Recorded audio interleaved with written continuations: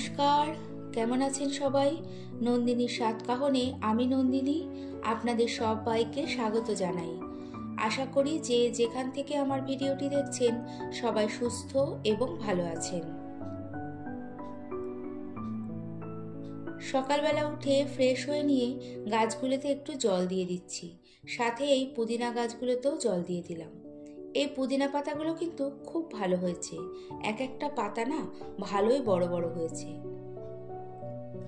নতুন সব টবগুলোতে যে গাছ লাগিয়েছি দেখতে কিন্তু ভালোই লাগছে। আর আমি খেয়াল করে দেখেছি আমার ব্যালকনিতে না ফুল গাছ ছাড়া অন্যান্য গাছগুলো বেশি ভালো হয়।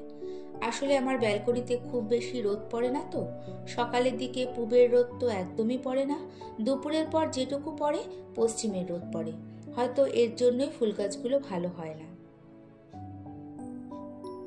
সব গাছগুলোতে জল দিয়ে এই তো রান্নাঘরে চলে এসেছি।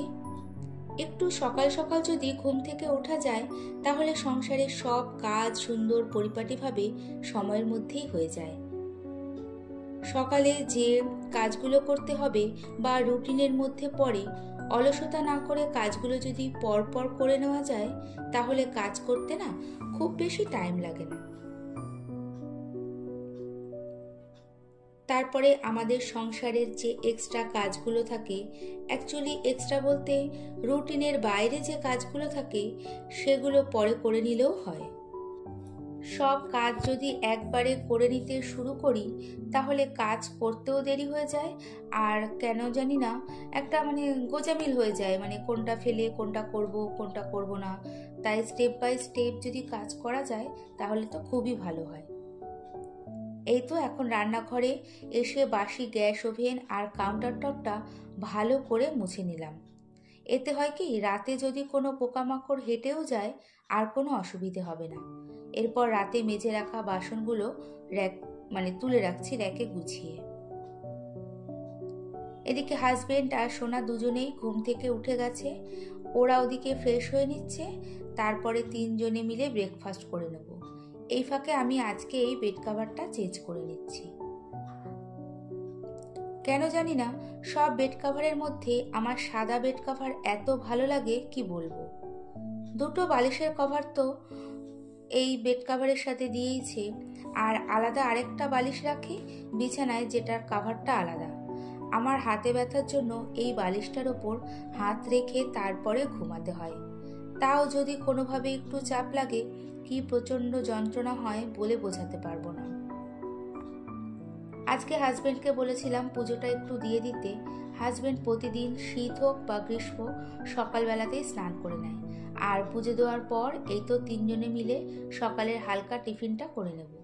হাজবেন্ড খাবে কলা বিস্কুট গরম জল, সোনা খাবে কলা ডিম সিদ্ধ কফি, আর আমি কলা ডিম সিদ্ধ কাঁচা ছোলা।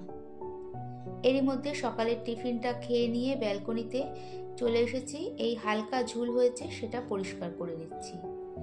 সব ঘর বা ব্যালকনি সব জায়গায় ঝুল আমি একেবারে কখনোই পরিষ্কার করি না।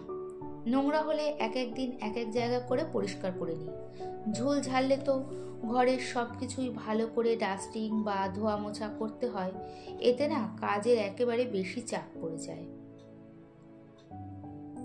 যাই হোক, এদিকে সব ঘরের ডাস্টিং করে নিয়ে সব ঘরগুলো ভালো করে ঝাড় দিয়ে নিয়েছি। তারপরে ঘর মুছে কিছু কাচাকাচি করার ছিল সেটাও করে ব্যালকনিতে মেলে দিয়েছি। ছাদে আর যাইনি। ছাদে মেলে দিলে কড়া রোদে একটু ভালো শুকিয়ে যায়, কিন্তু রোদে মেলতে গেলে না নিজেই গরমে হাঁপিয়ে যাই। তারপর আবার কিছুক্ষণ পর আনতে হবে, তাই একটু দেরি হলেও ব্যালকনিতেই ভালো শুকিয়ে যাবে।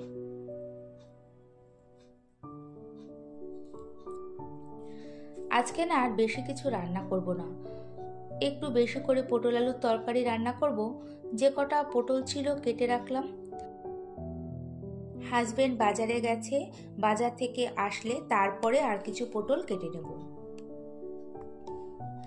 আজকে শ্রাদ্ধ বাড়ির নেমন্তন্ন আছে, তাই ভাবলাম দুপুরে তো খাবো না, একটু বেশি করে পটলের তরকারি রান্না করে রাখলে হাজবেন্ডের এই দিয়ে সকালে ভাত খাওয়া হয়ে যাবে, আর আমাদের তিনজনেরই রাতে হয়ে যাবে। আর যদি দরকার হয় রাতে ডিমের অমলেট করে নেব।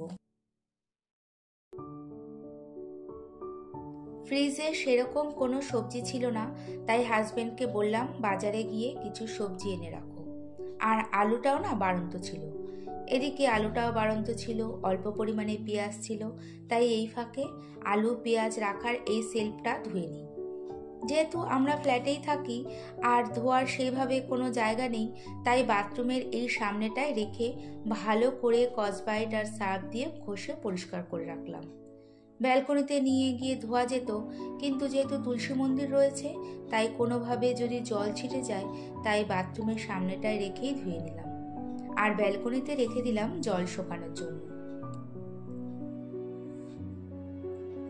এদিকে বাজার থেকে চলে এসেছে, সবজিগুলোকে গুছিয়ে নিয়ে আর কিছু পটল কেটে নিয়ে ঝটপট করে রান্নাটা বসিয়ে দেব, কারণ হাজবেন্ডকে সকালে ভাতটাও তো দিতে হবে।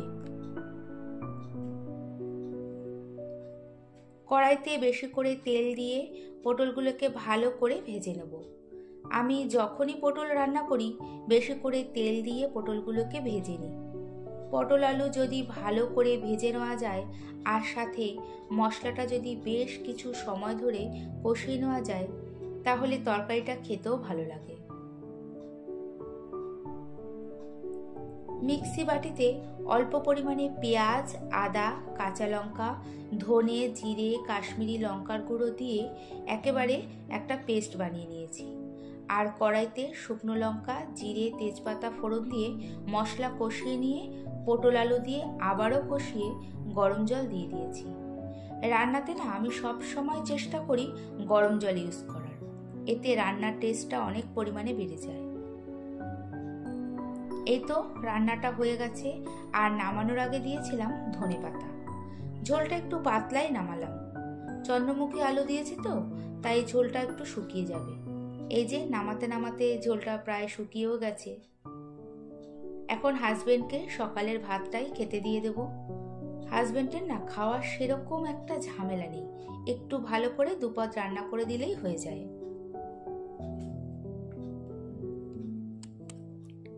ভিডিওটি দেখতে দেখতে যদি ভালো লেগে থাকে তাহলে একটা লাইক এবং সাবস্ক্রাইবও করে নিতে পারেন। আপনাদের একটা ছোট্ট লাইক আমার এই ভিডিওটি আরও অনেকের কাছে পৌঁছে দিতে সাহায্য করবে। আর কাজটি যদি আপনি অলরেডি করে থাকেন তাহলে আপনাকে অনেক ধন্যবাদ।